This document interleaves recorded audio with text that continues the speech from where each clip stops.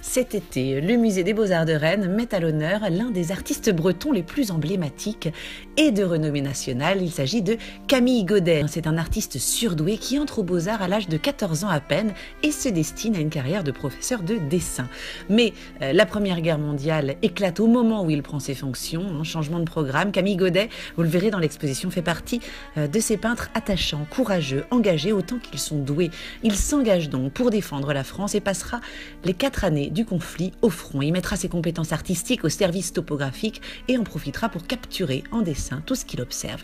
Il annote, il date, il crée une véritable documentation historique, un témoignage inouï de notre histoire et de la vie des soldats de l'époque. Alors à son retour du combat, la ville de Rennes lui demandera de réaliser une fresque pour un panthéon à l'hôtel de ville en mémoire aux hommes disparus au combat. Une fresque monumentale de près de 30 mètres de long qu'il réalisera à partir de ces milliers de croquis de guerre. Et alors ce qui nous frappe ici, écoutez, c'est l'incroyable justesse de ces esquisses, mais plus que ça, c'est l'humanité de ces images, la sensibilité extrême avec laquelle il témoigne d'un des plus grands moments, drames de l'histoire, et plus encore sa capacité à ne jamais perdre l'espoir. Regardez un peu ces couleurs éblouissantes, une signature qu'il conservera tout au long de sa carrière, en peignant tour à tour les campagnes bretonnes, les ouvriers au travail, toujours avec cette encre comme trempée dans la mer, ces couleurs ensoleillées, cette apparente accalmie des œuvres incroyablement silencieuses, presque méditatives. Et écoutez, dans l'exposition, c'est frappant. On est absorbé par ces compositions,